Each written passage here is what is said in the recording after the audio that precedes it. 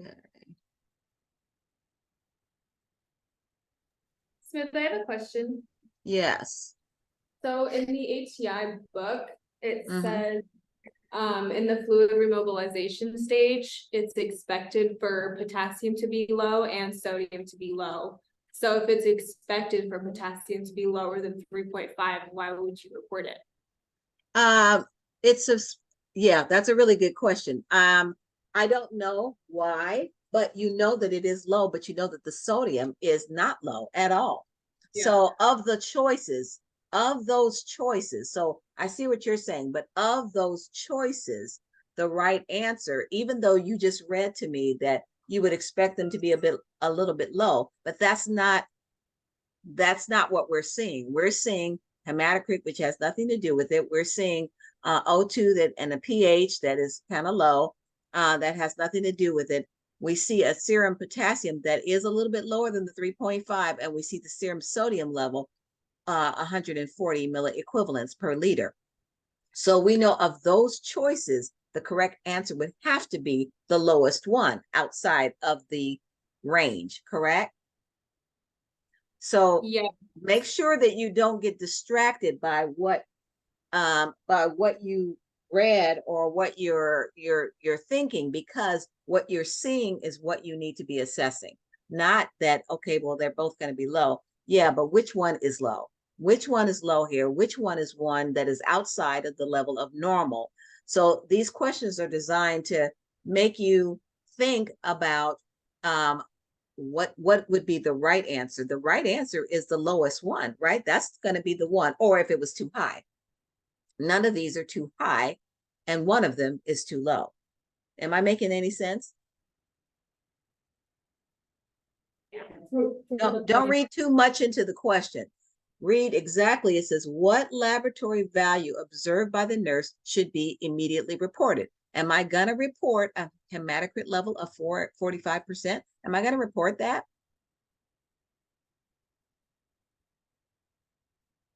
No, I'm not going to report that.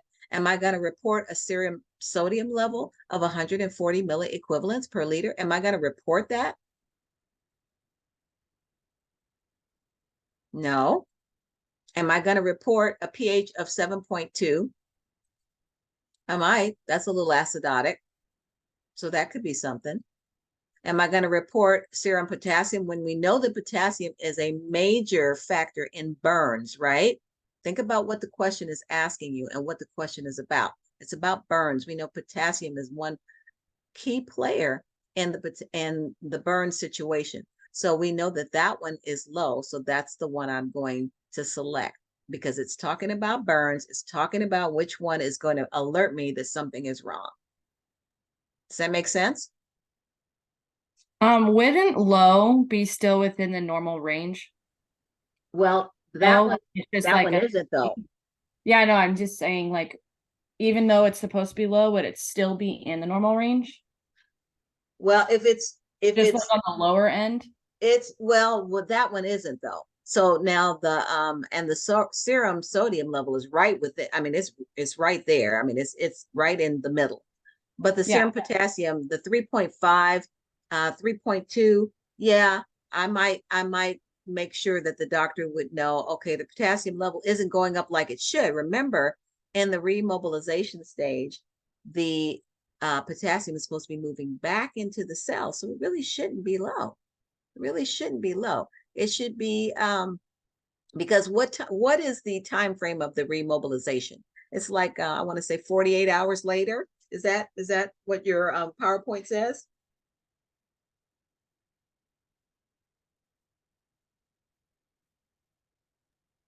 I can't open my PowerPoint with it in full screen. Oh, okay.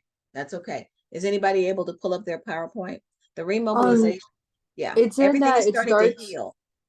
Go Oh, ahead. it said it starts at 24 hours and the diuretic stage begins at 48 to 72 hours. Right, right. So things are starting to heal.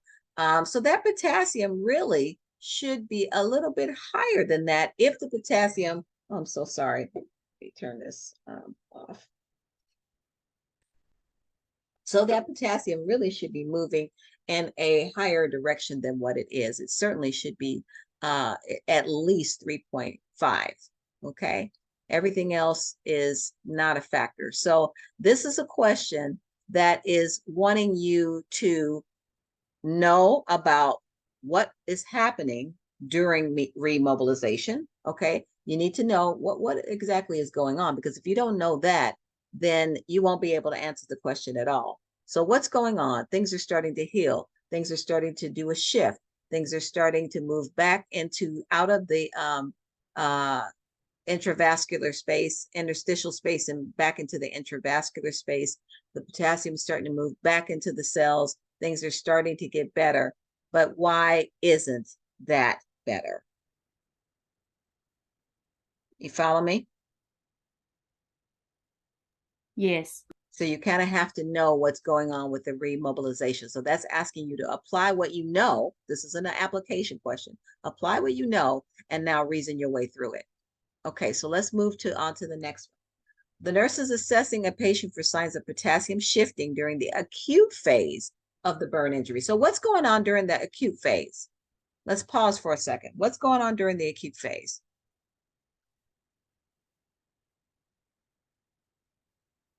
The acute phase is when everything is starting to go bad, right?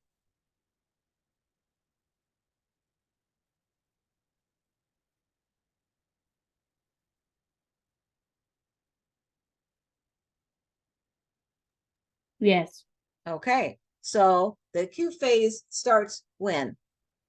12 to anywhere from 12 to 24 hours, and then kind of 24 to 48, I think, if my memory serves. Is that correct? I put 24 to 48. 24 to 48. Okay, so then the question is asking, during which time frame should the nurse assess for signs of potassium shifting? Shifting where?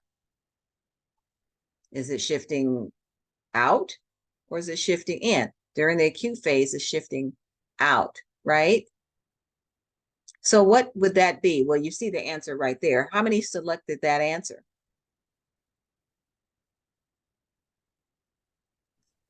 Nope. I did not. What did you select? You selected within 24 hours, didn't you?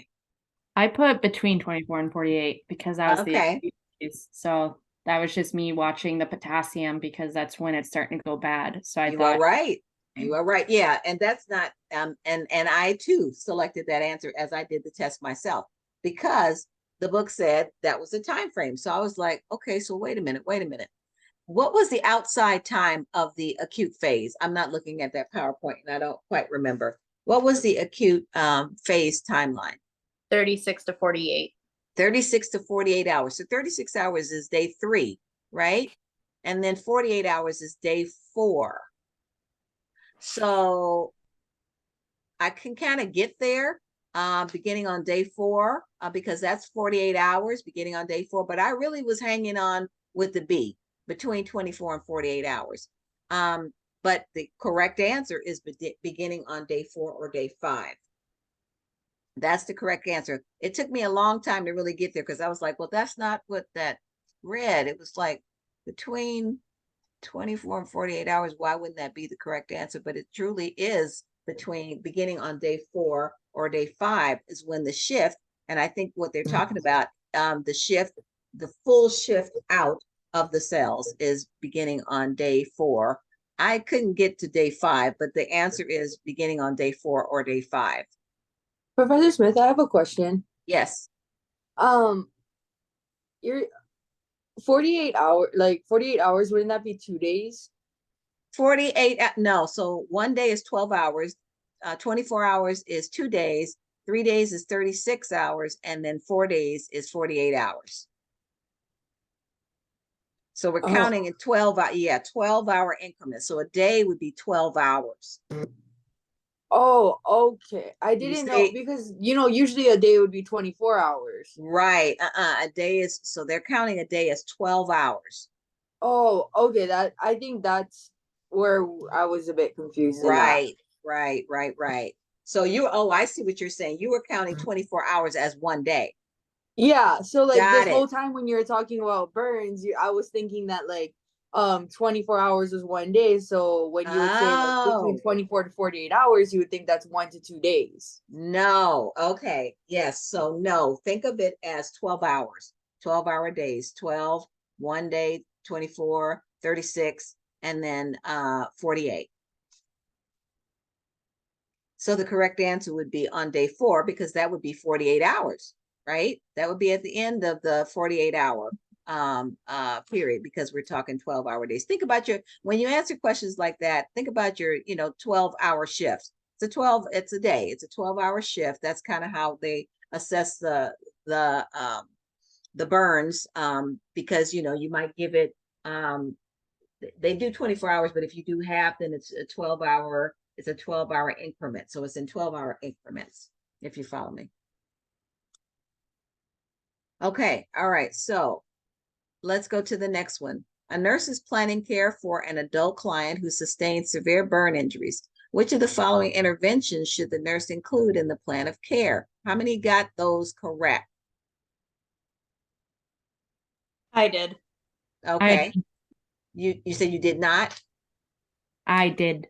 You did. Okay. Yeah. Who else? Did anybody get anything outside of A, C, and E? I got that one plus the calorie. You got that one because of the flowers? No, I got all those and then the one without the calorie. You did the calories She got all of Yeah. them plus the calories. plus the calories. Right. Oh, okay. So why wouldn't the calories be incorrect? Why would the calories be wrong?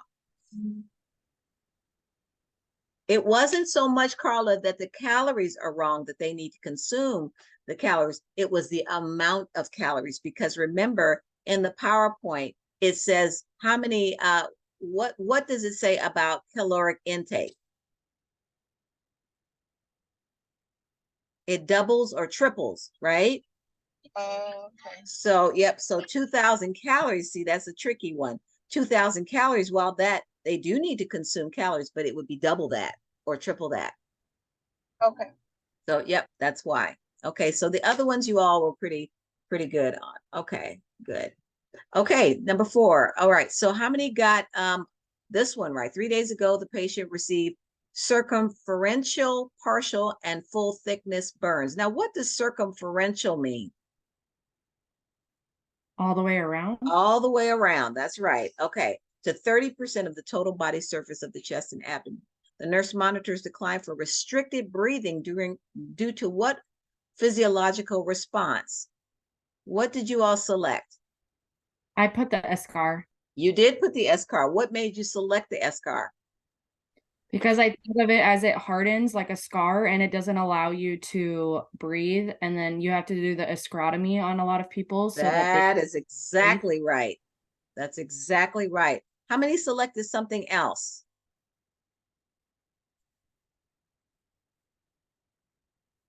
Okay, so everybody got that one correct?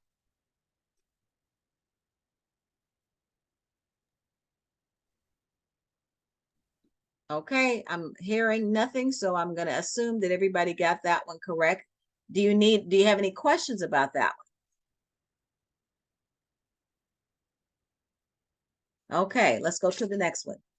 The nurse is determining the IV fluid needs for the 110-pound client with partial thickness burns to 40% of the total body surface using the Parkland formula. All right, so we had to do the Parkland formula. What did you get as the correct answer?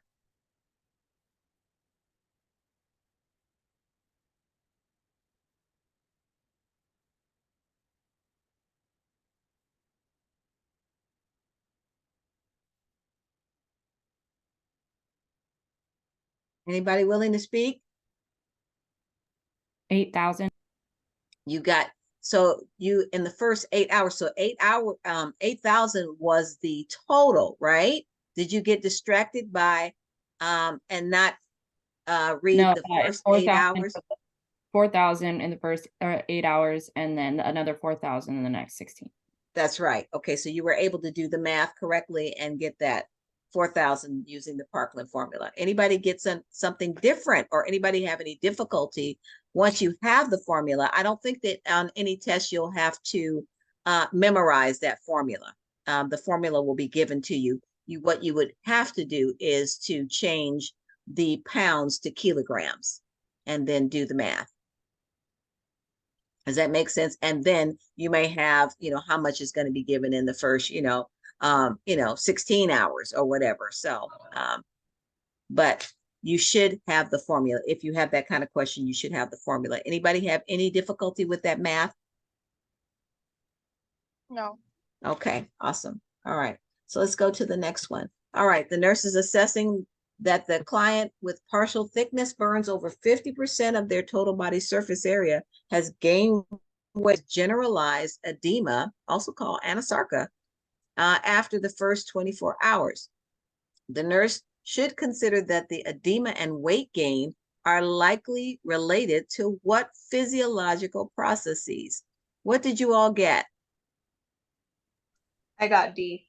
Okay, because remember we talked last night about everything is leaking outside and that results in edema. We talked about how it moves out and it has nowhere to go, so it's going to land in your skin in the interstitial spaces, and it's going to result in edema. So that would have been that is the correct answer. Anybody get anything else?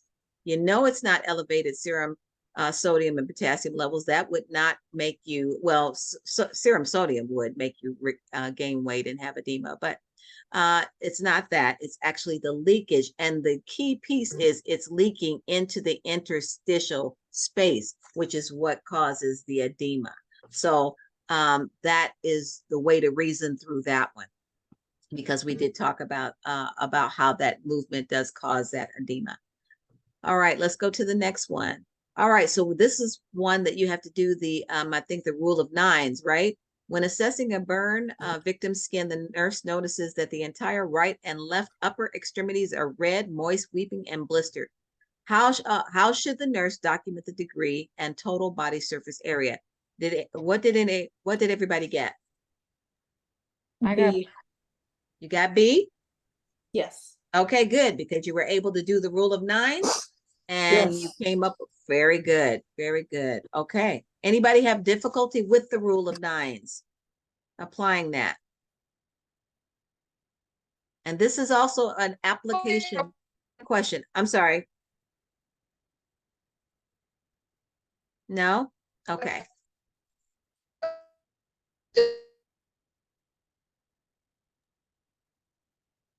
I think Carla, somebody- you're going in and out. Yeah, it's sounding distorted. Okay, let's move on. The nurse is caring for the client with problems of anxiety and confusion in the critical phase of burn injury. Which intervention should the nurse implement? How many got all the ones that are correct? Nope. Okay, what did you get? I went C, D, and E. C, okay, D, and E. Oh, okay. Now what made you select E? Because we talked about interpersonal or psychosocial. Is that why? Yeah, well, and plus the client's having anxiety, and I think distractions can affect the anxiety portion of it. So that's why I picked E. Ah, okay. All right. Did anybody pick anything else?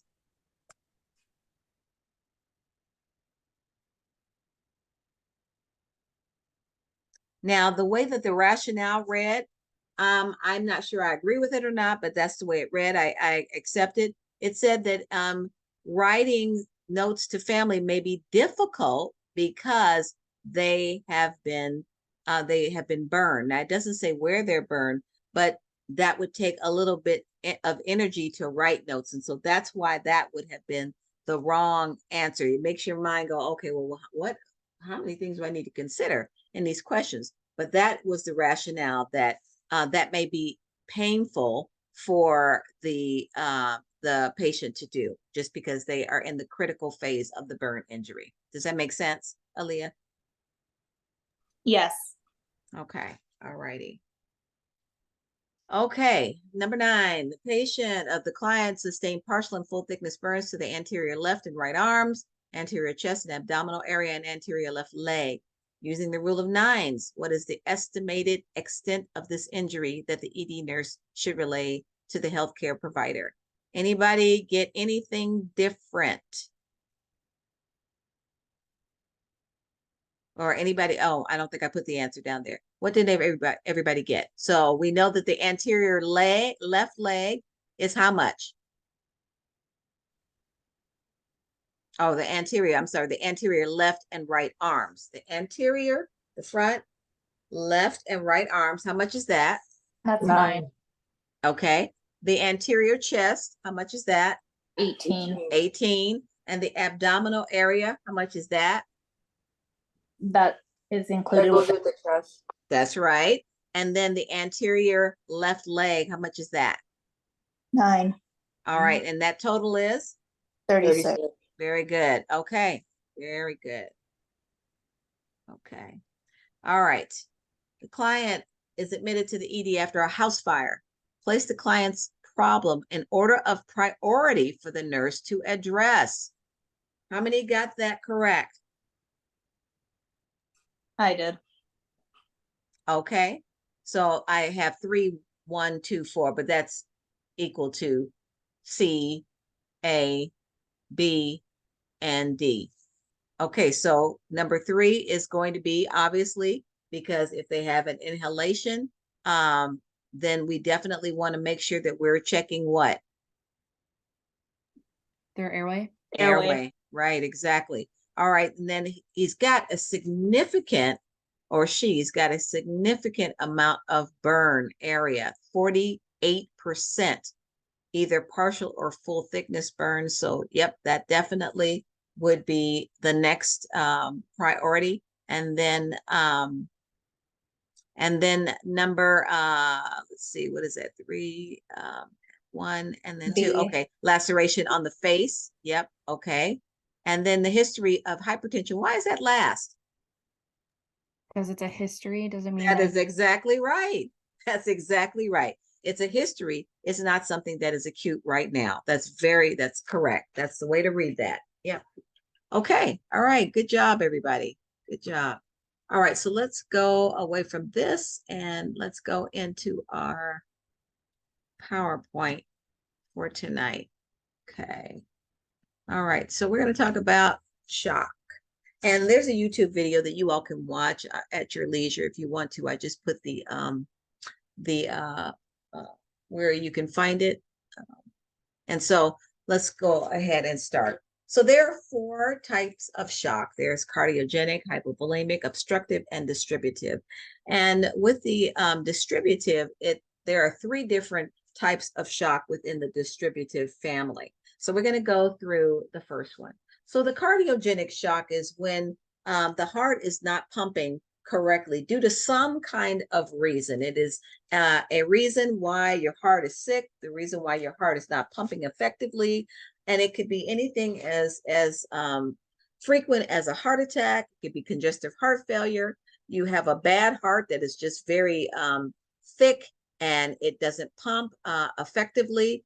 Some dysrhythmias, you could have AFib. When you have AFib or any other, maybe you have runs of VTAC or whatever, the heart is not going to pump effectively because it is not pumping regularly. Okay, so if it's AFib, it's irregular. So it's going to do maybe 3 beats and then it stops and then it does another 4 beats and then it stops, so it's an irregular beat. So with that, the heart can't pump out effectively because it keeps starting and stopping and being very static in what it's doing. In VTAC, the heart is beating way too fast, and so it's not being able to pump the full amount of blood and perfuse the brain and the heart and all of the other organs. So that would be a reason why a patient might go into cardiogenic shock. And then stenosis. So when the arteries are hard and stiff, they're not going to be relaxing or constricting properly. And so you're not going to have an effective pump. And so what happens as a result of any and all of those things is then you have low perfusion, hypoperfusion to the body and the tissues and the organs. And so you're going to have some problems. And so when people have these issues, they can go into cardiogenic shock. And we're going to talk about a little bit of what medications. We're going to go into a little bit of pharm I apologize for that, but there's no way to talk about these things without talking about the medications that go along with them. So we're going to talk about those a little bit later. So that's what happens in cardiogenic shock. So it is something that is disturbing or interrupting the heart to pump at its optimal best. Something has happened to the heart. Okay. Any questions about that before I move on to the different, to the other type of shock? Okay, I'm going to move on. Hypovolemic shock. So this speaks for itself. Hypo meaning low volume. Okay, so low volume of what? Low volume of fluid, low volume of blood.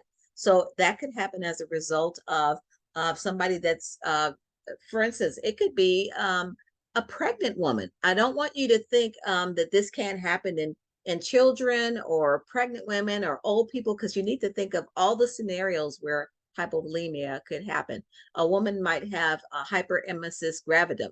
So she may be throwing up and she can't keep anything down, and she could truly go into hypovolemic shock. A child may have a diarrhea, or an old person or even a young person may have diarrhea, and they may be vomiting. They may have a really bad case of the flu or something, and they go into hypovolemia as well.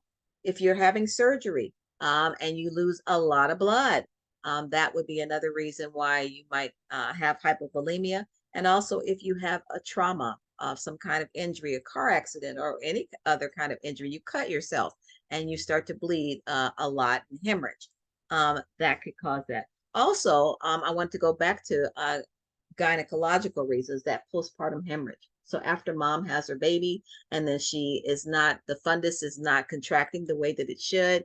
And so she's bleeding and throwing, pushing out clots, and it's more than 500 grams. And so she may go into hypovolemia. And so those are reasons why this occurs. And when that occurs, the body just then starts to have tissue death and cell death, because it's not getting the nutrients, it's not getting the blood flow. The heart is not able to pump the amount of blood that it needs to sustain itself. And also another thing is because the volume is low, what does the heart do?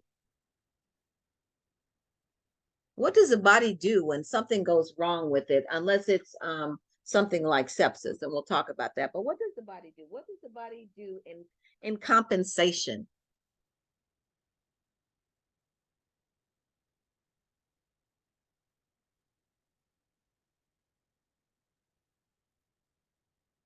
Somebody? Anybody? What does the heart do? What does the body do? Tries to heal itself, doesn't it? Tries to fix itself. How does it try to fix itself? Does the heart beat faster? Yes. So it tries to fix itself. The body is always going to try and compensate. So it's going to try to fix itself. It's going to start beating faster. You're going to start breathing harder, because the body is like, okay, something is wrong. The sympathetic nervous system is going to kick in, and we need to beat faster and harder and whatever, but the body can't sustain that. And so what does the body need in this particular situation? It's low volume, so it needs volume, right? And what is that volume? It depends on what is lost. But you know that it needs something in order for that cardiac output, the pump, to pump effectively and to pump out the blood that it needs for brain functioning, for lung functioning, for kidney functioning, for gut functioning, and all of those things. It needs that volume. So we'll talk about what meds a little bit later that you would administer in the case of hypovolemic shock. But I want you to know what is going on when somebody is hypovolemic and what the reasons are why somebody might become hypovolemic. Can you think of anything else, any other reason that we haven't covered why somebody might become hypovolemic?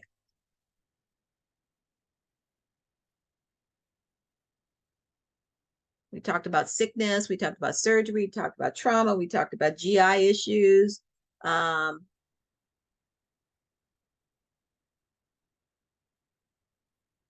Okay, all right. So let's move on to the next shock. All right, obstructive shock. So when you think of this, when we review and when you review outside of this session, think of obstructive, that is something that is obstructing the heart from being able to pump optimally or function properly. Something is obstructing it. Something like a pulmonary embolism. How would that obstruct the heart? Tell me how that would do that.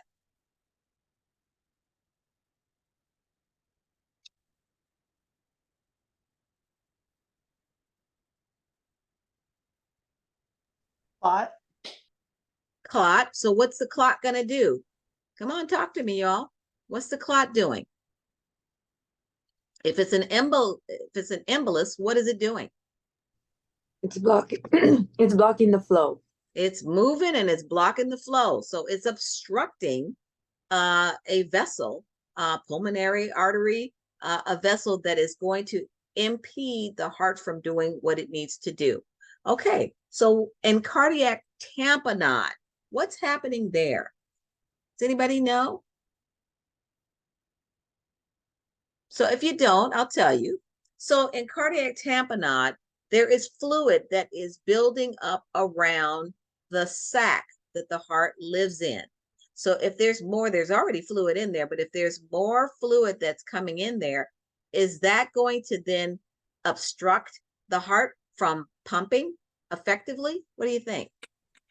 It's going to drop the blood pressure. It's going to drop that blood pressure because the heart is now not able to pump up against that pressure, that tamponade. It's stopping it from pumping effectively, and it's obstructing that.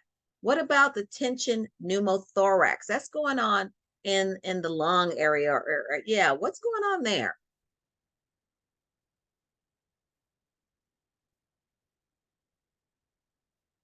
You have air, you've got something going on in the lungs, and so that creates tension and it can collapse things. And if you have that air or all of that going on, the heart again can't pump effectively against that tension, all of that air. So you have to have a needle decompression to get that air out so that the heart can pump effectively. Again, it's obstructing the heart from doing what it needs to do.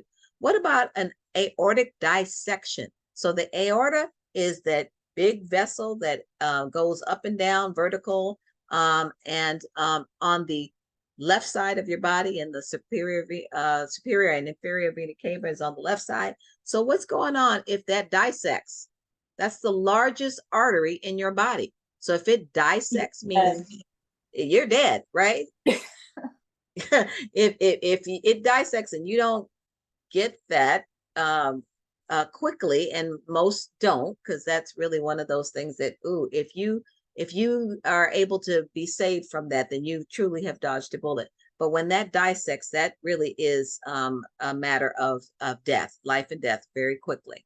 So again, that would be a reason that is not going to completely obstruct the blood flow to the heart.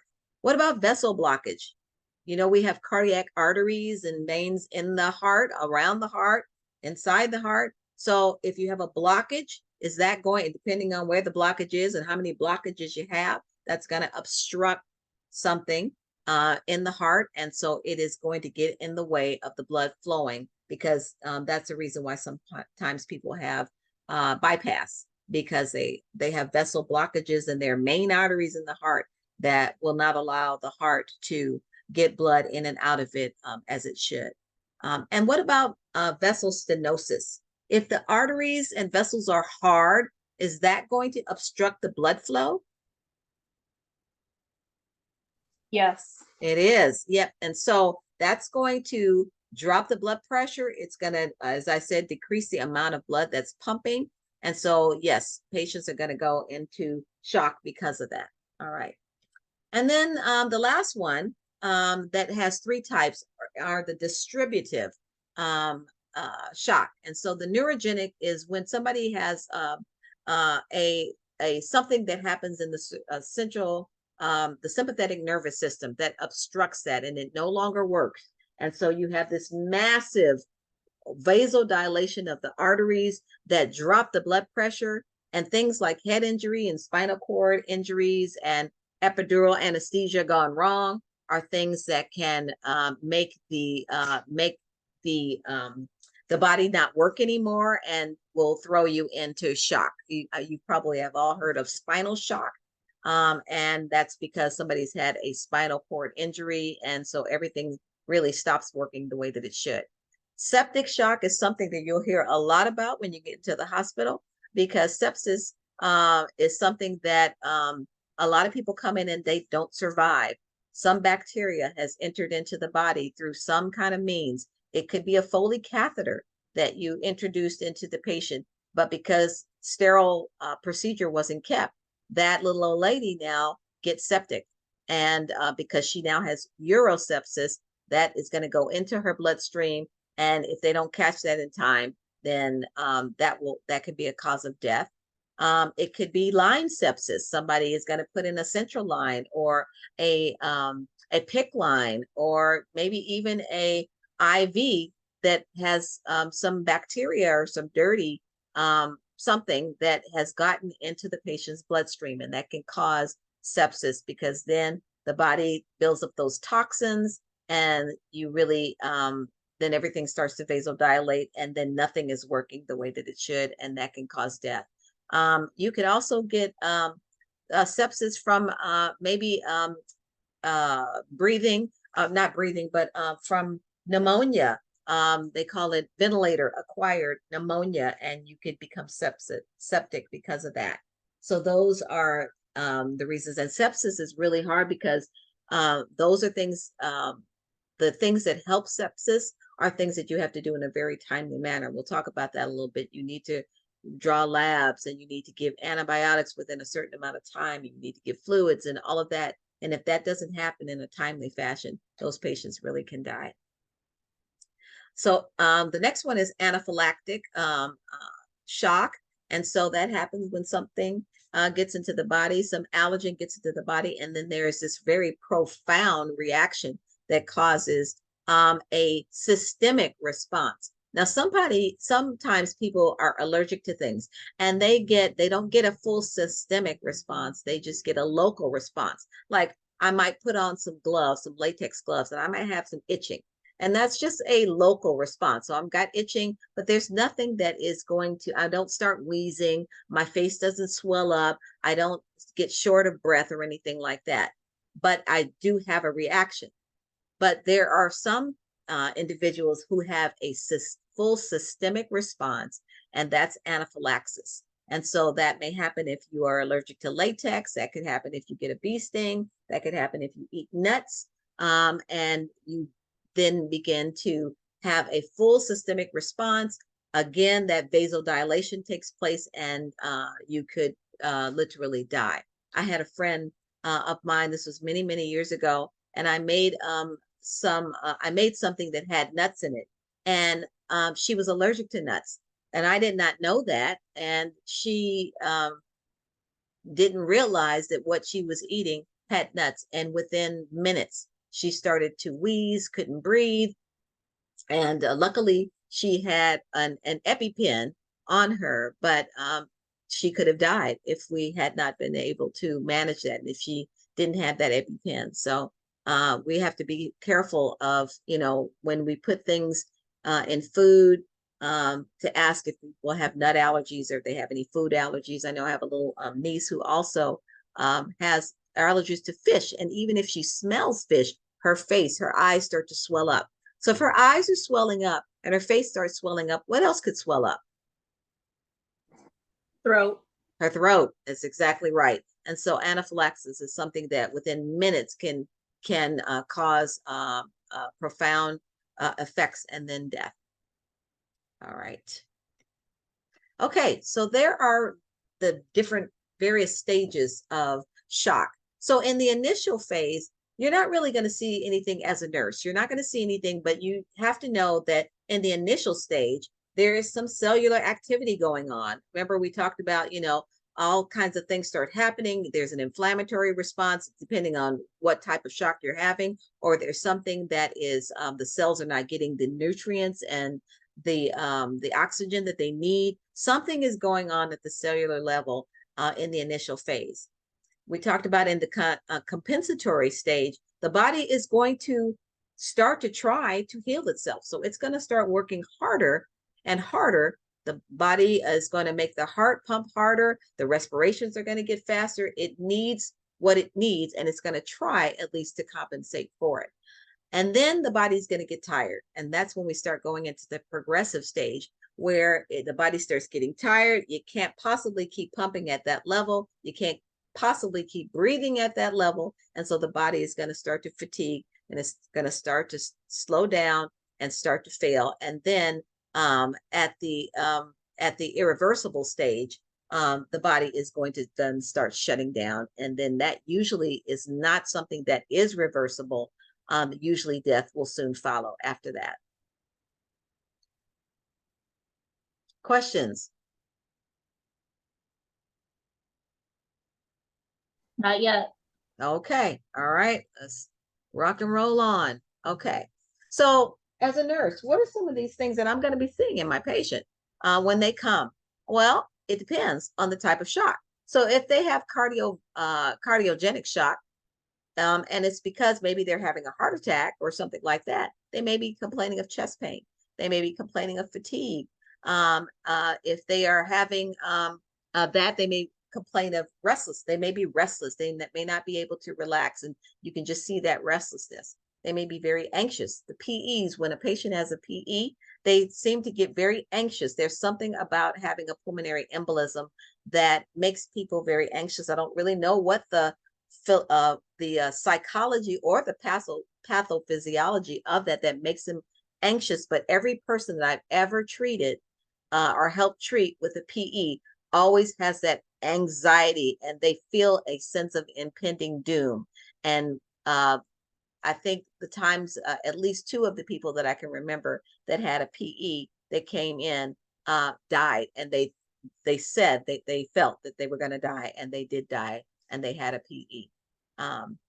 A lot of times you'll see patients with shortness of breath because, again, the oxygen levels are low. The cells are not getting the oxygen. The brain is not getting the oxygen that it needs. And so it's gonna, you're gonna start seeing people have profound shortness of breath. Diaphoretic, people will get diaphoretic if they're having a heart attack. That's one of those signs that you see if they're having some heart issues. Excessive thirst and DKA, you might see patients that are really, really thirsty or very drowsy and lethargic. And nausea is something that kind of goes hand in hand with chest pain when you're having those chest cardiac problems. Chest pain, nausea, and shortness of breath usually, and sweating are some of the telltale signs of that.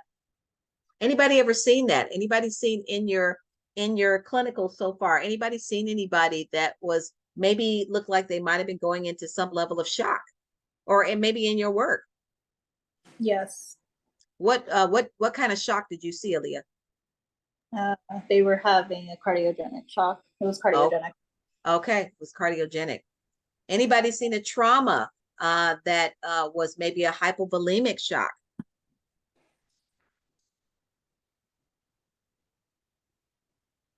How about yes?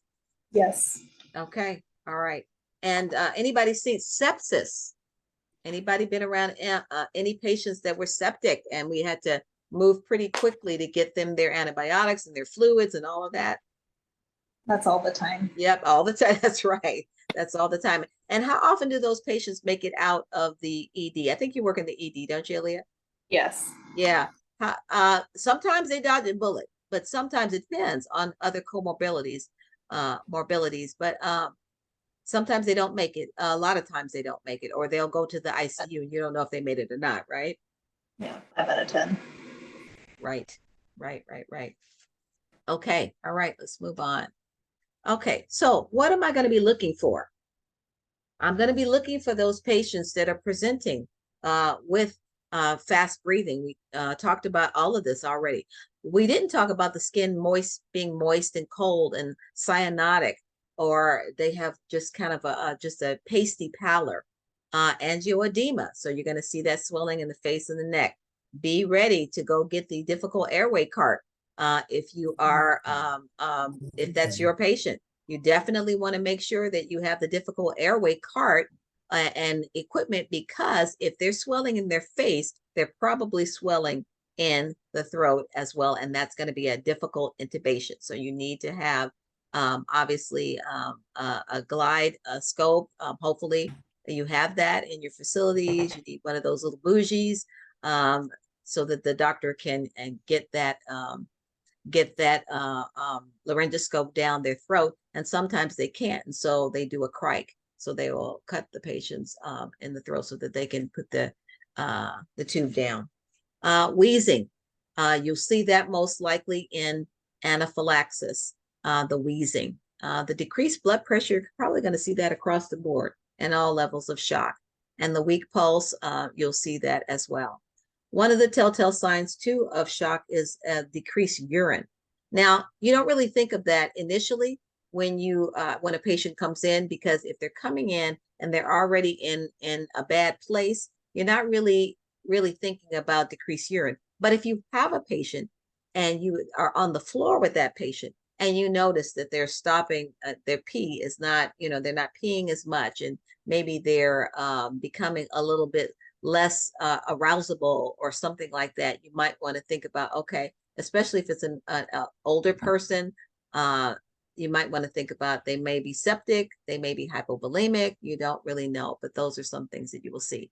And seizures are certainly something that you may see in the patients that are going into shock.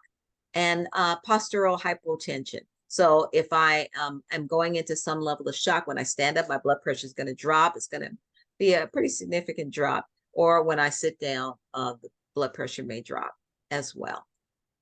Any questions?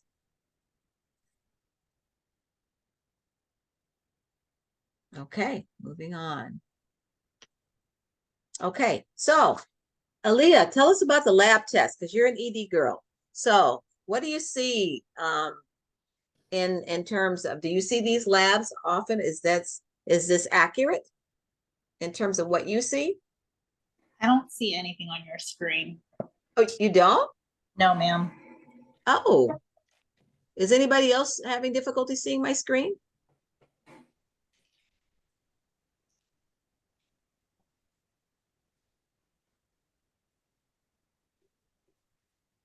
I just see save your changes to this file. That's all I see. What? Okay, let me stop and then share screen again. That's kind of crazy. There we go. Oh my goodness. So were you all not seeing any of the other slides? I wasn't. No. Okay. All right. So I tried to put the type of shock that you would see these tests being run. The ABGs, you're going to see that definitely in the septic shock. You'll probably see that, a lot. That's going to tell you a lot about the patient. The lactic acid, they're certainly going to run that, and they're going to do cultures as well. Blood glucose, you probably see that across the board. I think I have septic twice, so forgive that.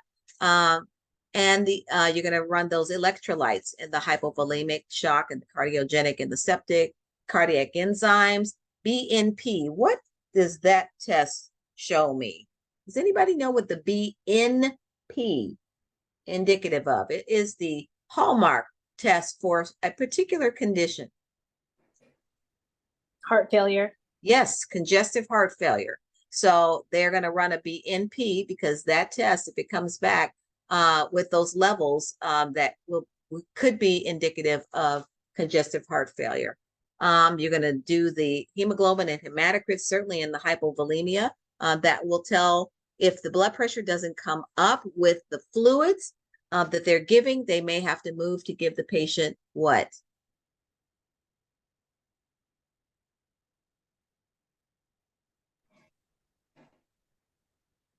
Digoxin, dopamine. Not quite yet. There's a fluid though that they're going to give before they go there. So if they're hypovolemic, what fluid? We're going to get to that, but I want to know if you're following my train. So What fluids am I going to give somebody that has low volume? Normal saline. Normal saline or LR. LR. Okay, so now I've given my patient normal saline and LR, and their blood pressure is still low. What's my next step? Well, they should be in Trendelberg. You're gonna give fluids. Yeah, atropine. No, we're not going to go to the drugs yet. So we're going to give them some more fluids, but what's that fluid going to be? Or what's that infusion going to be? Bolus. Yep, we're going to give them boluses, but now that's still, the blood pressure is still low. So what might we turn to? We're going to give them some blood or some blood product, because that they may need blood if they have if they've lost blood because of some trauma or some surgery. If the fluids don't bring the blood pressure up, we're probably going to give them some blood. And then obviously we're going to run cultures, especially in septic shock and cardiogenic. We're gonna do those things, because especially in septic, because we want to find out what is the bug that is causing the problem for this patient. So they're going to do that. And then in the PT and the septic and cardiogenic, we're going to do PT-INR. We want to know what those clotting factors are looking like, and if they are still working, and if we need to give them some kind of blood product, or if we need to give them, if they're clotting too much, do we need to give them some heparin? If they have, you know, some kind of a PE, we might need to give heparin or something like that. So, okay, next slide. Okay, so these are the tests that we're going to be looking to give the patients as well. So anticipate your patients are going to get an EKG. We want to see what the heart is doing, what the rhythm is that the heart is generating. Echocardiogram, that is going to show if there is anything like a cardiac tamponade or a PE. So we're going to be looking for the echo to show us that. The CT also will be able to show us those things as well. If there's some kind of a blockage in their arteries, we're going to send them to the cath lab so that they can do their thing and eliminate the blockage, or put in a stent, or whatever it is that they're going to do to decrease that. And of course, at the very minimum, we're going to get a chest x-ray to see what is going on with the patient as well. So you would want to anticipate those patients that are going to go for those imaging tests. Okay, so because of these situations and conditions, we really have to consider that patients, all of these patients are going to be very unstable. So when that patient gets put in my room, what am I going to ensure that I am doing for the patient? What are my initial steps that I'm going to be doing for that patient? Vital signs. Vital signs. The monitor. Yes, I'm going to hook them up to the cardiac monitor. What else am I going to do? Code card outside their room. Yes, indeed. Yes, indeed. That'll ward off the evil spirits. What else?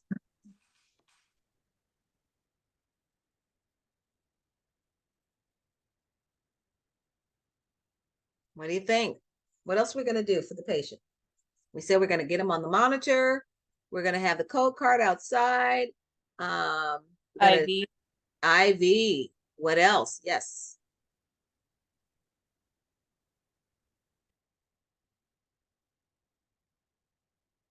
And this is going to be like rote to you once you start taking care of patients. So I'm going in my room, and I've got this patient that is now coming in my room, and I think that they're coming in because something is going on and they're not stable. I'm going to be putting that patient on the cardiac monitor immediately. So I'm going to do that. I'm going to slap some oxygen on the patient if the patient appears to be short of breath. I'm going to ask the patient, are you having any difficulty breathing? I'm going to immediately get a baseline set of vitals for them. I'm going to take their temperature. I'm going to get 2 large bore IVs in that patient, and I am going to send off the blood with the doctor's order, I'm going to send off the blood, but I'm going to do all of that in anticipation that because I don't want to be doing that. If the patient is in shock or have lost blood or is having some chest pain, I know that that patient is hemodynamically unstable, or if they aren't, they may become. So I have to be ready, and I don't want to be trying to get an IV line or get patient on the monitor if they have coded on me. Is the worst time to try to get that. We often have to do that, but you have to anticipate that these patients are unstable and they need to be monitored very closely. So I'm going to be monitoring this patient's blood pressure probably every 15 minutes, and I'm going to be recording that every 15 minutes. I'm going to be watching the patient. I'm going to be asking my patient if they know where they are, if they can talk, so that if they were talking and I notice a deterioration, then I know that my patient's level of consciousness has changed, and I can notify the doctor and all of that. So those are the things that I need to anticipate. So now we're going to go into some of the medications that we're going to give the patients. So for cardiac problems, cardiogenic shock, for instance, we are most likely, first of all, if they are on your floor, if you're not in the ICU, they probably, if they're going into some kind of shock, they probably will land there. So if you are there, or if you're in the ED, you may anticipate that you're probably going to give the patient, first of all, some fluids, but you're also going to give them drugs that are called inotropic drugs. These are drugs that, if a patient is in cardiogenic shock, is going to try to help the heart pump stronger, the contractions of the heart pump stronger. We're also probably going to give the patient a vasopressor. These are things, these are drugs, and we'll talk about them in just a second, drugs that constrict the vessels. And when you constrict, think about a fire hose. And if the water is coming out the fire hose and you squeeze the middle of the fire hose, what is that going to do?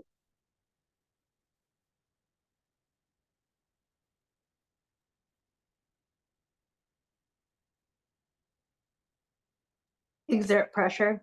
It's going to exert pressure, and that pressure is going to do what in terms of your blood pressure? Up. It's going to raise it. That's right. So those drugs that are vasopressors are strong vasoconstrictors.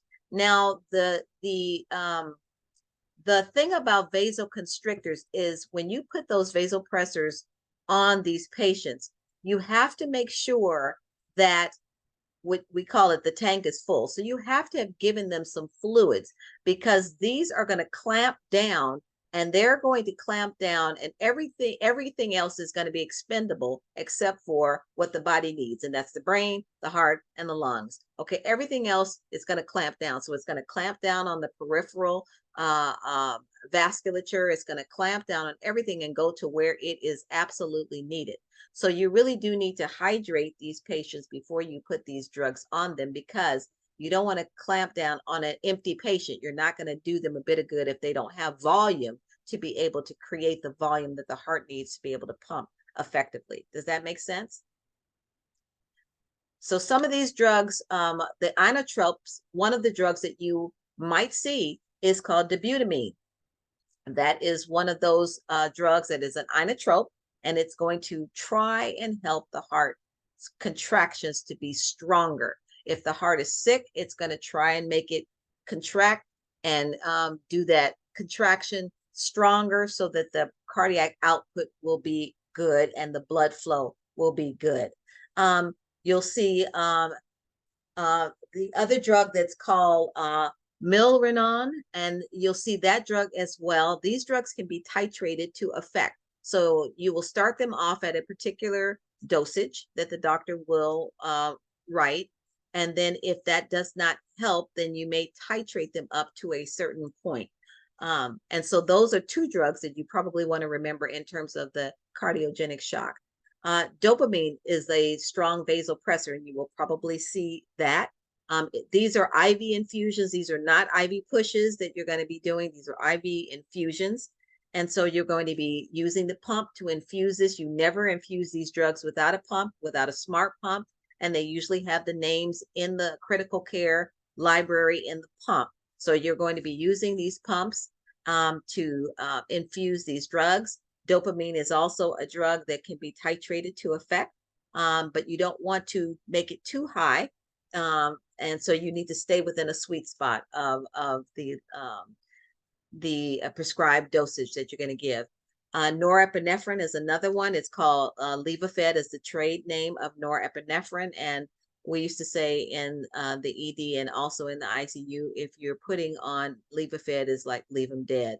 And that's just a really sad kind of thing, because if they have to go on Levophed, they're probably not going to do so well.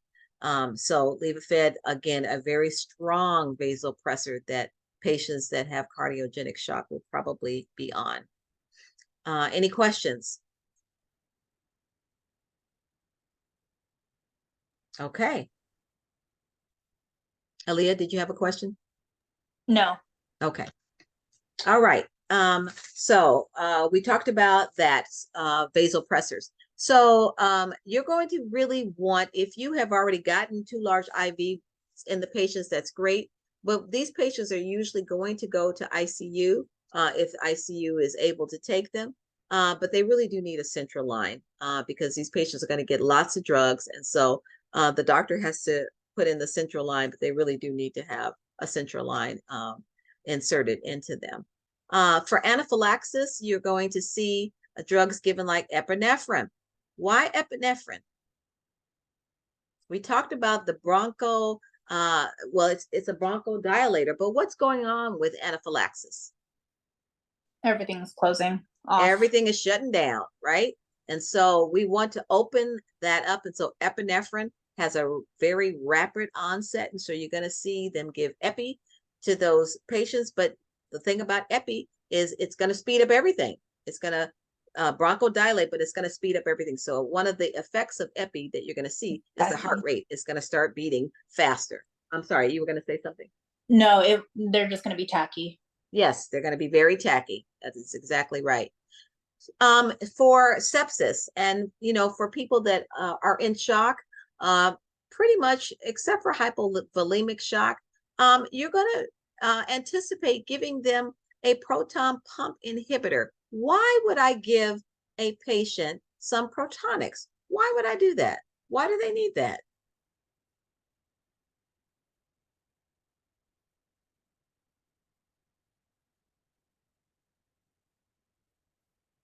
What does that proton pump inhibitor do? What does protonics do? Why do people take protonics?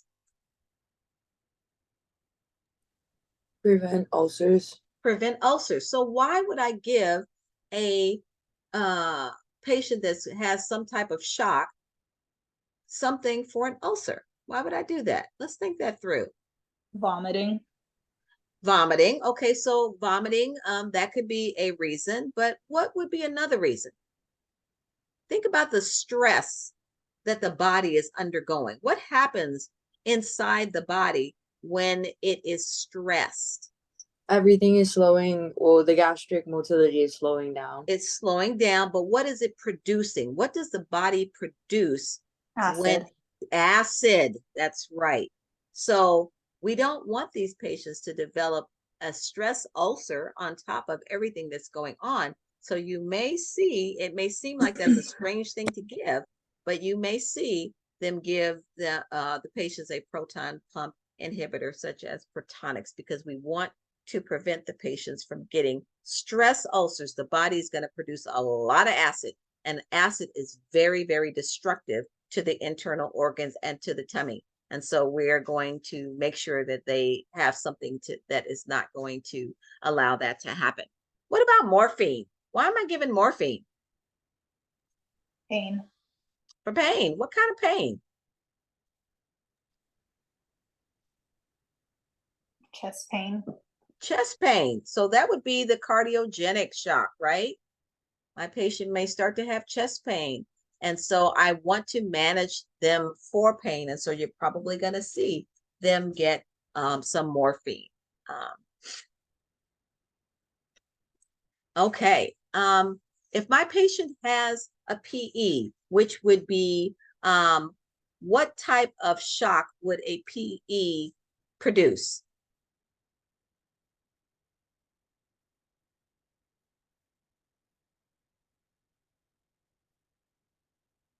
Let's think about the shock. So we've got cardiogenic shock, and that's for reasons like a heart attack or congestive heart failure. We've got what?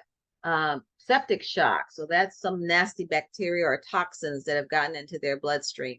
We've got the distributive shock. We've got anaphylaxis and all of that. We've got the obstructive shock. So what kind of shock might I give, what kind of shock would be produced from a PE? What type of shock is that? Is it cardiogenic shock?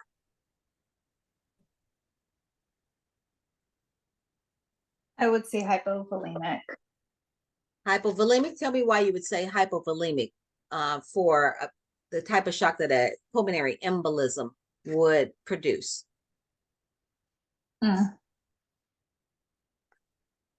Remember, we said, think about this. We said that the obstructive shock are things that prevent the heart from pumping correctly. Something that is obstructing the blood from getting to the heart, from the blood pumping in and out of the heart. What does a PE do?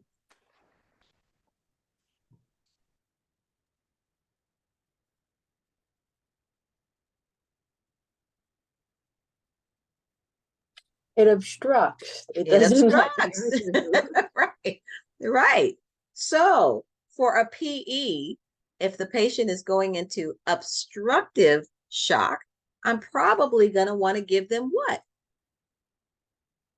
Heparin. So that's why that anticoagulant is at the top. I'm going to want to give them heparin because I want to try to prevent those clots from forming. Now, I'm not going to bust those clots because they're already formed, and heparin doesn't do that, but it will prevent more clots from forming. So think about obstructive shock. If a patient has a PE, they could go into obstructive shock. I probably am going to be hanging some heparin on that patient, and that is, remember, please, a 2 RN check if you're giving a heparin infusion. If they are convalescing after that, you're probably going to give them some enoxaparin, which is also known as Lovenox, and that would be a shot that they would get every day. We're going to probably, for the hypovolemic shock, I'm going to give them, you all talked about it earlier, we're going to give them some normal saline or some LR. Or if that doesn't work and that's not enough, the blood pressure is still not coming up, I'm probably going to move to the colloids. Remember, we talked about crystalloids and colloids. The crystalloids are the normal saline and the LR. The colloids are the blood and the plasma and the blood-like blood products. So we're probably going to move to colloids, especially if they've had lots of blood loss and we've given them normal saline and LR and that's still not working. We're probably going to give them some blood or some plasma or some albumin or something like that. For the anaphylaxis, we're probably going to give them an antihistamine. And what antihistamine might I be giving them? Diphenhydramine, which is also known as Benadryl. So I will probably get that IV along with the epinephrine that we talked about.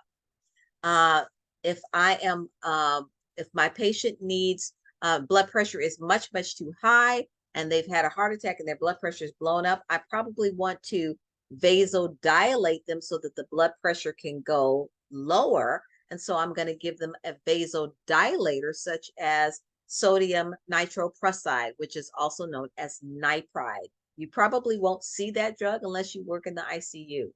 This particular drug, or if you work in a trauma ED, this particular drug will drop your blood pressure extremely rapidly. And so you have to be very careful in administering this drug. And also this drug, because it is so unstable, in the packaging that it comes in, it comes with a dark, like it's a little plastic coat that has to go over the bottle of the medicine in order to infuse it, because it has to be protected from the light. That's how unstable that particular medicine is. If we're looking at also an anaphylactic reaction, we're going to give them some corticosteroids. So you may see patients being prescribed methylprednisolone or hydrocortisone. They're going to get that because what does hydrocortisone do? What is a steroid? What is a steroid? Somebody help me out. What's a steroid? Maddie, help me out.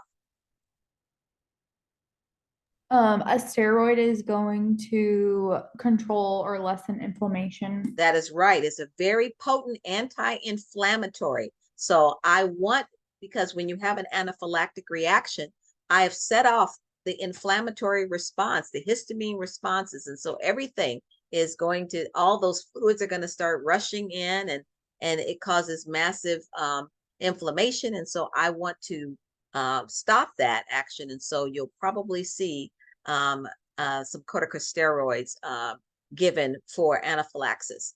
And then for the patient that is septic, you're probably going to see them get not only fluids, you're going to see them get all kinds of medications, but one of the medications that you will probably see them get is vancomycin. We talked about vancomycin a little bit ago when we were talking about renal. Does anybody remember anything specific about vancomycin?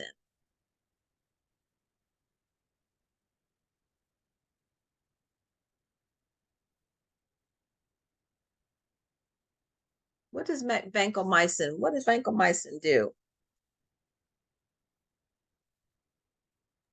Red man syndrome. It can give you red man syndrome. That is correct. So you don't want to, if that you start to see that, and the patient will exhibit that, you probably don't want to continue that. You would probably want to stop that infusion and consult the doctor, just because you don't know what the doctor is going to want to order. But vancomycin, is vancomycin ototoxic? Can it cause ototoxicity? Is it? Go ahead, Alyssa.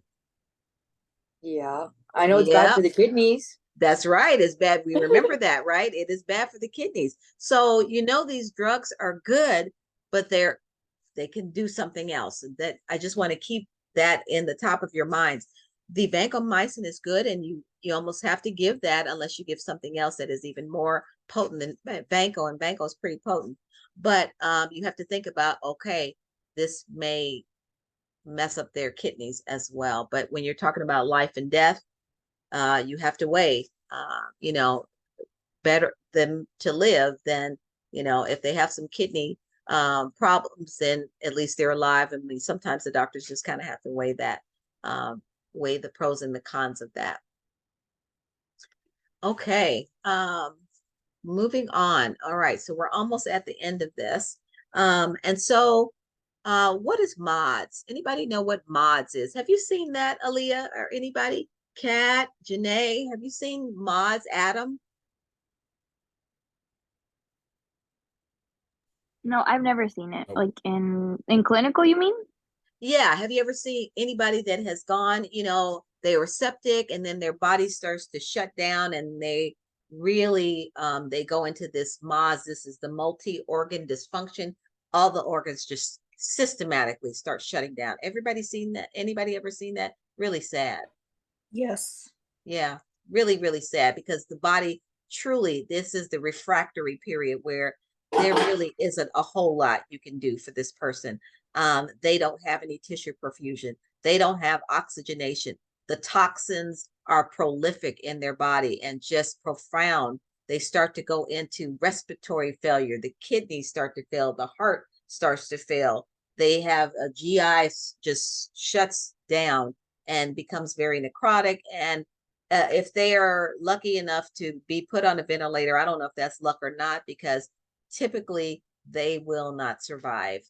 And so they'll give them all kinds of drugs, but usually this is kind of at the end, because how do you save somebody who's every single organ is starting to shut down or has shut down.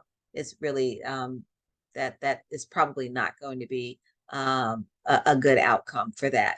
So that is something that usually occurs with sepsis, but it can also occur when people get older and they have a lot of comorbidities.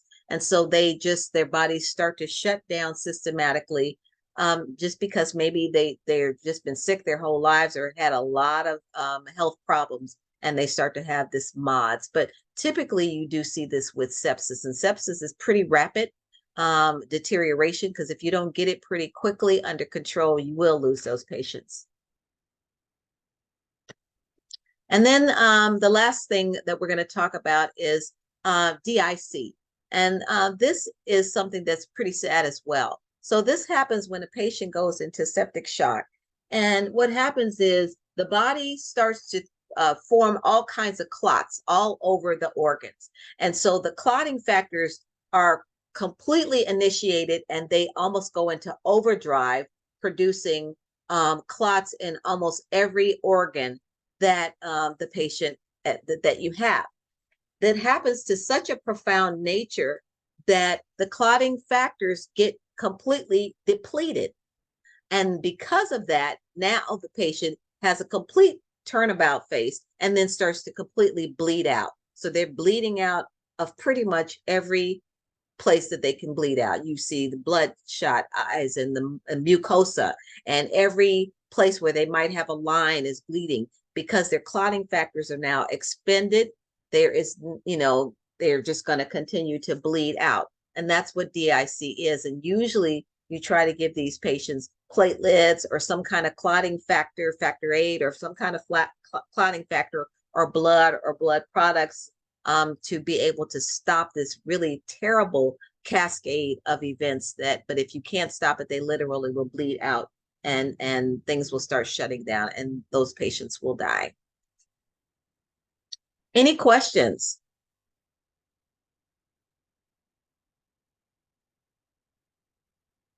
Okay, so we are at the end of this particular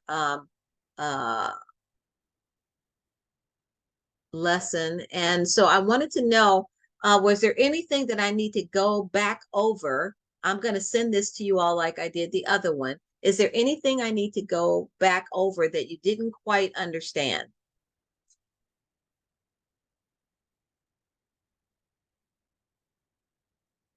No, but I do have a question. Okay. Where are you going to be posting these recordings? That is a good question. I am trying to post them to the Canvas shell. Last night, I think because the recording was large, it took a really, really, really long time for it to download or convert. And so I'm hoping, if it can't go on that way, then I think I'm going to see if I can send it to you all via email, but I don't know if the recording is too large. I'm going to try and send it to one person and see if you can open it. I'll attach it to an email and see if you can open it. But I think the file is really, really large.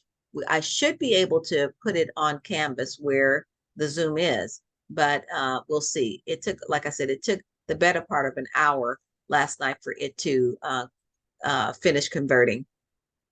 Okay. I mean, another suggestion would be I know for me, sometimes a really large recordings, you put it on like a private YouTube and then you share the link. Oh. And then you're able to get it. Okay. Okay. Yeah. All right.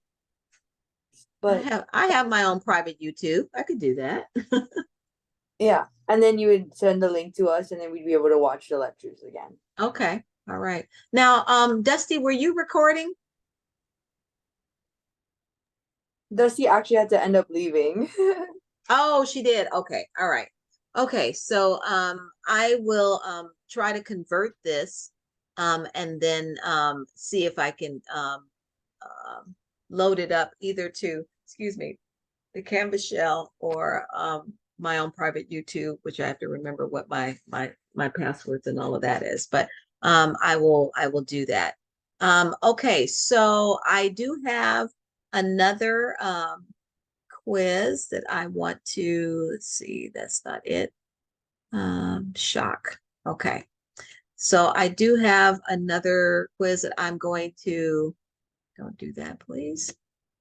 That's not it. I'm going to stop sharing right quick, and then I'm going to go ahead and upload that to the Canvas shell.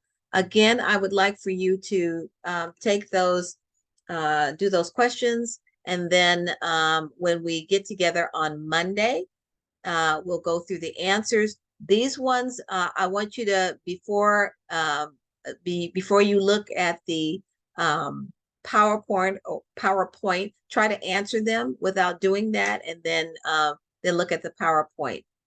Was this particular lecture straightforward, or was it difficult to understand? Or give me some feedback.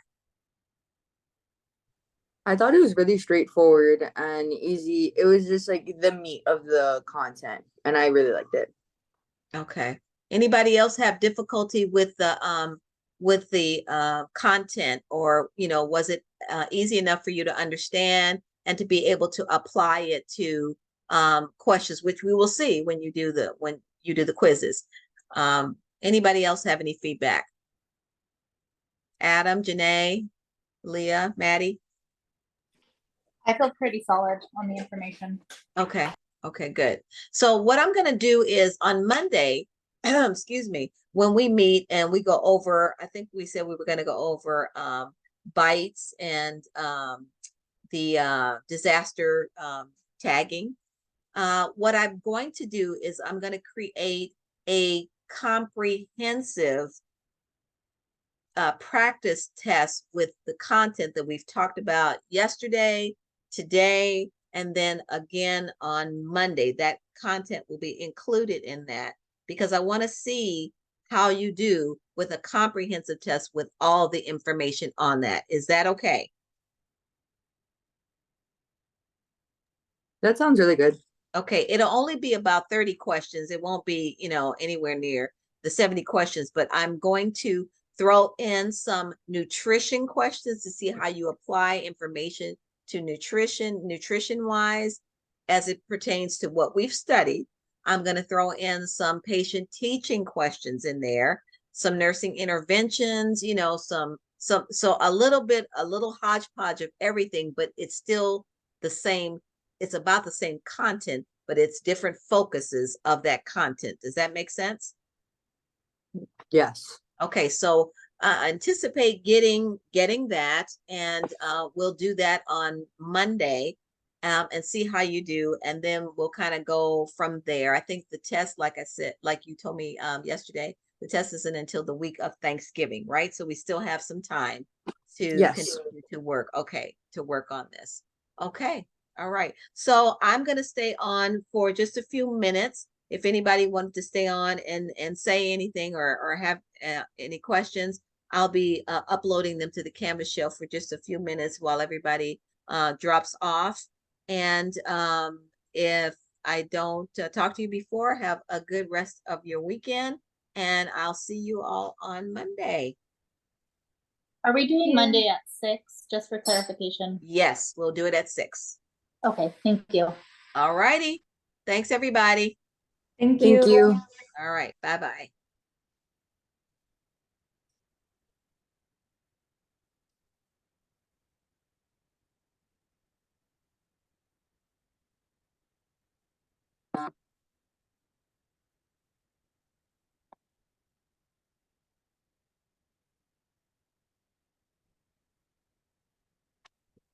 All right. Thank you, Professor Smith. You're welcome. Were you able, I just wanted to follow up. Were you able to follow up with our grade problem that we were having? You're talking about the downloading or the uploading of the templates, or? Yeah, all that. No, Professor Johnson is not around, nor is the dean. The dean had to travel, so we probably won't be able to fix that until Monday. Okay. No, I just wanted to follow up on it. Yeah. I'm reluctant to go in there and bother it because I don't want to mess up.